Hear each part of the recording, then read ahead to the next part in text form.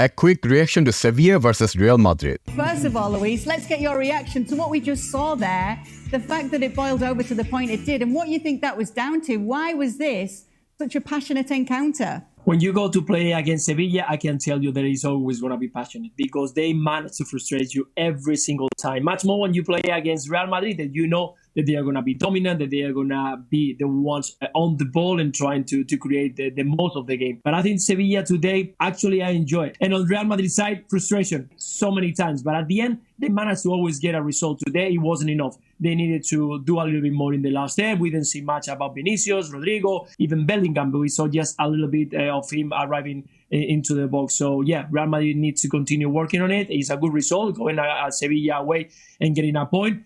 So, I don't know why. Every time Real Madrid plays against Sevilla, this game is feisty. It feels Sevilla has some extra motivation against Real Madrid, as if they hate Real Madrid, which they do. And in fact, if you look at our performance today, especially if you look at our stat, Sevilla has almost same possession and they had more shots. They have more shots on target, which is kind of embarrassing. Again, I'm not totally surprised with our performance because every time we play a match after international break, we kind of lose the rhythm. You could see that some of our players weren't 100% today. As a result, we suffered and we couldn't win. However, 1 point is not insignificant. This might be a huge point towards the end of the season. Who do you point the finger at today for Real Madrid who could have done better? Oh, goodness. Well, I thought out of the midfield, they didn't get enough in terms of the support of the front line. But when you consider the lack of creativity in the attacking half for Real Madrid today, you have to single out both Vini Jr. and Rodrigo.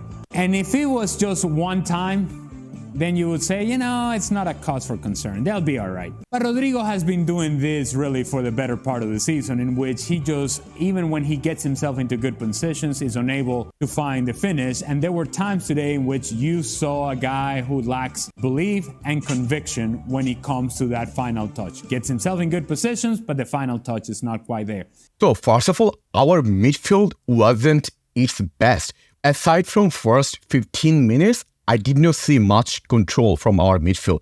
It felt like there's some lack of chemistry, despite this is the most commonly used midfield this season for us. But the worst of our performance today is our attacking side. There was nothing going on in the attacking side. As Elliot pointed out, Rodrigo's struggle is real. He's not that Rodrigo that we used to know last season. To add with what Alice said, that one of the reasons why our midfield struggled today is because of our forward. In fact, when you don't have someone to play as a pivot, as a center forward, say Joselo, who do you play for? Because at times, Rodrigo was dropping so back, so there's no one in the front side to deliver those long balls. So here, I would say that maybe our starting lineup was a little bit of a mistake. I think we should have played Joselo from the beginning of the match. And Vini, who started the game in a more central position and was creating submissions and was getting on the outside shoulder of the center back, inside shoulder of the outside back, and was finding some success there, eventually he started drifting to where he feels most comfortable, and that is further and further and further left. And if he's not actually impacting the game from there in 1v1 situations, he's not giving you anything else. And that's why the frustration then happened for Vini Jr. He gets the ball, he gets double team, he's got the silent, that's a third defender there, end line, that's a fourth defender there. If he's not able to go at Jesus Navas right away in the 1v1 and exploit that, now he turns back and he's facing the other way and is pass back. Eventually, he simply was played out of the game. So both Rodrigo and Vini had a difficult time today impacting the game in a way that Real Madrid needed them to. And by the way, Carlo Ancelotti, I thought, was generous with the playing time for both Rodrigo and Vini Jr. Because honestly, this game was calling for a different type of striker in Joselu, and Carlo Ancelotti sort of kind of said, all right, let's see, let's give these guys time. Let's see if they can pull it out. They did not, and by the time Joselu came into the game, I thought it was too late. So Vini playing more in the left side than central is not necessarily a bad idea, because Vini is a player who needs a little bit more space. Whenever he has space, he can do something. However, to do something from the left, you need someone at center forward like Joselu, so that Vinicius can deliver a cross, or maybe some pass, maybe some long balls to Joselu, and he can do something. The problem was that whenever Vinicius had the ball, there were 2 or 3 players with him. So this is difficult for him. Also, I have to agree with LA's last point that Joselo should be subbed on earlier than Carlo did today. For example, today, after seeing the first half performance, I would probably sub on Joselo after the first half. Because for me, it doesn't make any sense to force play Rodrigo when he's not his best. Well, let's look at some of the moments that have stood out as well. Some of the Real Madrid fans are a little bit upset with this moment in the first half. They wanted a penalty for what we're about to see here. So we're going to see how this moment plays out. I suppose if you look at it from the perspective of Real Madrid, you'll say, yes, there is a contact between Jesus Navas and Vini. I will tell you that that is not enough for a penalty. While Jesus Navas seems to be late on the challenge to Vini Jr., it's a slight contact. It's not enough. And Vini, by the way, I know I dive when I see one. He's already anticipating the contact. So this is the definition of a biased, blind punditry. If you watch the clip in a slow replay, you can clearly see that this is a clear-cut penalty. Never use force. It's not a small touch. It's a strong touch to Vinicius. And he fell off. I have no idea what LA is saying here. I don't know. Let's see what Luis said.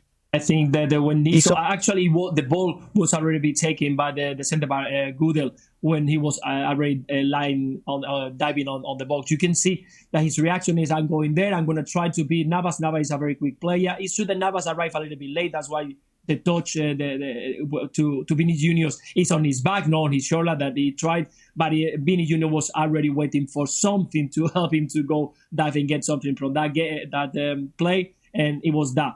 The touch of Navas going onto the field, but I didn't see anything that I think it was a good call for the referee to don't make the call of a penalty. Honestly, I'm kind of speechless after hearing both of the pundits are saying this is not a penalty, and their explanation is more ridiculous, to be honest. Okay, Luis, tell me, if there's a foul inside the penalty box, that's a penalty, right? But again, it could be that I'm just biased towards Real Madrid and they are biased against Real Madrid. So we might never agree about these kind of decisions, ever.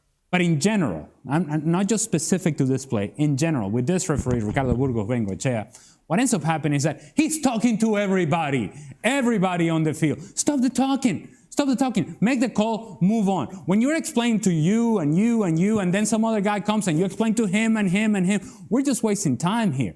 So this is what I would say.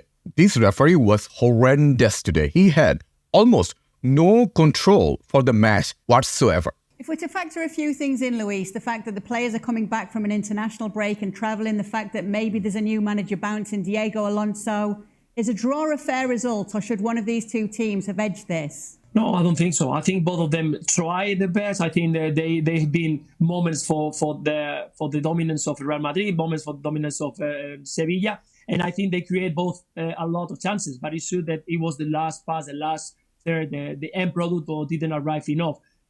So I think that a draw was the right result. So I also think the draw was a fair result for both teams, Sevilla and Real Madrid. So from today's match, we have to discuss some important points. First of all, the goal Real Madrid conceded.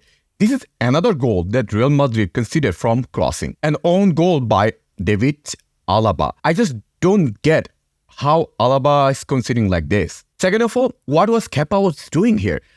He was straight to the ball. You have that bad reflex. How come you become a goalkeeper of one of the best team in the world? Second, tactically, we did some mistake today. First of all, the starting lineup, as I said already, that Joselo should have started ahead of Rodrigo based off his performance. At the same time, our substitution was poor today. For example, taking Fede out for Modric and not taking out Rodrigo for Joselo until very late, I think was also a bad decision. As a fan, the only thing we can hope that we get our momentum back as we had before the international break. Let me know your thoughts about today's performance in the comment section below.